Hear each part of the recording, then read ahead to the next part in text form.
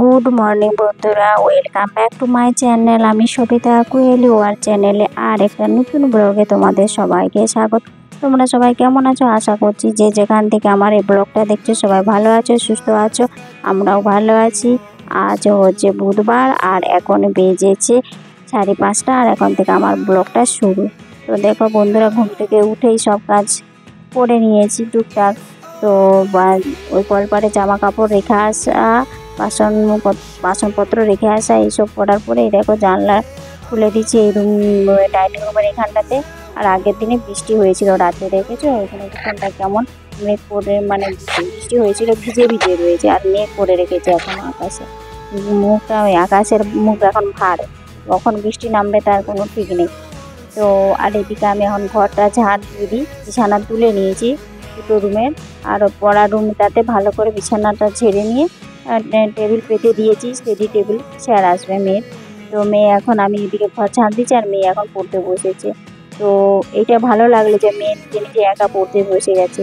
আর আমি যে ঝাড় দিচ্ছি আর ঘরের লাইটটা বারে বারে অফ অন হয়ে যাচ্ছে, আমি কিছু বুঝতে পারছি না ক্যামেরাটা এরকম হচ্ছে, এটা কি জাদু না কি জানি না। তো এইরকম হচ্ছে। তো আর এদিকে ঘর ঝাড় দিয়ে আমি উঠোনটা ঝাড় দিয়ে দিচ্ছি। তো সকালবেলা এগুলো তো জানো তোমরা, বাসি ঘর এইসব আগে ঝাড়ু দিতে হয়, তাহলে কি বলেন লোকে জানো তো, লক্ষ্মীশ্রী বজায় থাকে। মানে ভোরবেলাতে ঘুম থেকে উঠে উঠোনে মানে জল ছড়া দেওয়ার পরে ঘর ঝাড় দেওয়া, উঠোন ঝাড় দেওয়া, এইসব কাজটা করে রাখলে তুমি ঘর যখন পারো বুঝতে পারো, কিন্তু এই কাজটা আগে করে রাখতে হয়। এটাই হচ্ছে একটা লক্ষ্মীশ্রী বইয়ের হচ্ছে কর্তব্য। তো আমিও তাই করি। তো ঘরটা ঝাড় দিয়ে উঠোনটা ঝাড় দিয়ে দিচ্ছি। আর গ্যাস মুছতে চলে এসেছি, যেহেতু একটু চা বানাবো। আর কোনো কাজ করতে গেলে একটু চা না খেলে মনে এনার্জি আসে না, তাই চা খাবো। তো মেয়ে পড়তে বসে গেছে, মেয়েকে একটুখানি চা দিয়ে দেবো। চা খেয়ে নিয়ে এবারে আর বাকি যে সব কাজ আছে সেগুলো সেরে নেবো। তো এই বাড়িটা দেখতে পাচ্ছ, এটা কিন্তু আমার নিজস্ব কোনো বাড়ি নেই, এটা আমার ভাড়া বাড়ি।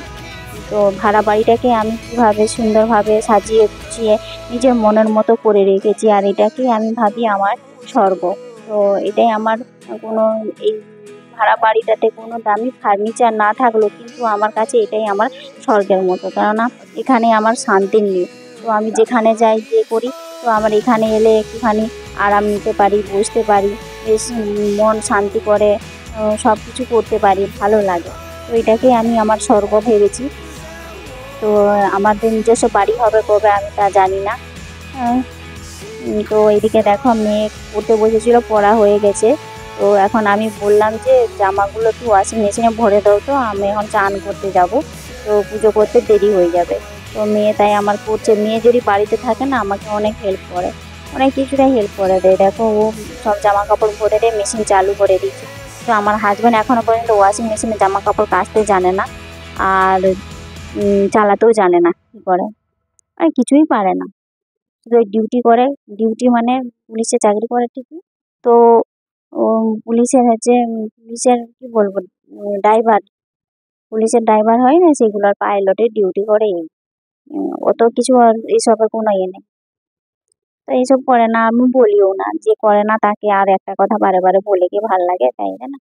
তো এদিকে দেখো চান টান করে পুজো দিয়ে কমপ্লিট করে নিয়েছি। আর এদিকে দেখো তো আজকে টিফিনে মেয়েকে লুচি আর ওই দেখো কুমড়ো দিয়ে ছোলার ডাল দিয়ে বানিয়ে দিচ্ছি, এইটা টিফিন দিয়ে পাঠাবো। তো আমরাও ঘরে এই লুচি মানে টিফিনটাও এটাই করে নেব। তো কুমড়ো আলুটা ভালো করে ভেজে নিয়েছি। তো আমি বেশিরভাগ রান্না করলে আদা জিরে দিয়ে করি। তো আমাদের ওই আদা রসুন এইসবের মানে বেশি খরচা হয় না, আর আমরা ওটাও পছন্দ করি না ওইসব রিচ রান্নাটা, হালকা পাতলা রান্নাই খাই। তো আমার মেয়ে যখন মাছ বলো কি মাংস বলো তো খায় না, তো সে কিন্তু পনিরটা খেতে চায়, সেই জন্য আমিও আর খাই না। ও খেতে চায় না মেয়ে, আমি আবার খাবো, ভাল লাগে না তাই। তো ওইদিকে দেখো রান্না মানে সবজিটা হয়ে গেছে। তো এইদিকে লুচি ভাজছি। তো লুচিগুলো এত সুন্দর হয়েছে না, দেখো বড় বড় বেশ ফুলেছে দারুণ। আর ওইদিকে আমি পনিরটা বসিয়েছি, আলু আর ক্যাপসিকাম পনির দিয়ে একটা করে রান্না করবো, তো ঝোল মতো একটুখানি করবো, আর ডাল করবো না।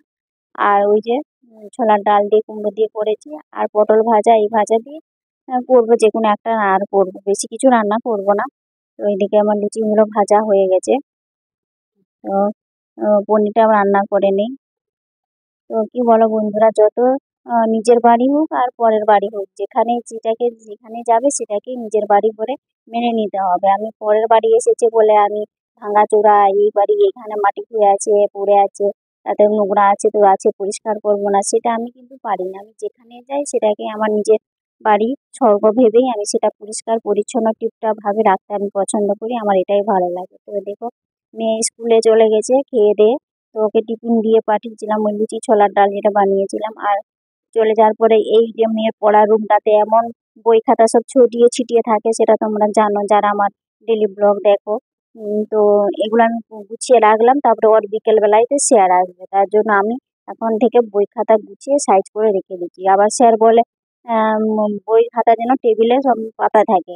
আমি এসে তখন দেখবো যে টেবিলে মানে স্টাডি টেবিলে বই খাতা নেই, কিছু নাই। আগে যেগুলো হোমওয়ার্ক দেয় না আমার মেয়েকে, সেগুলো ও করে রেখেছে।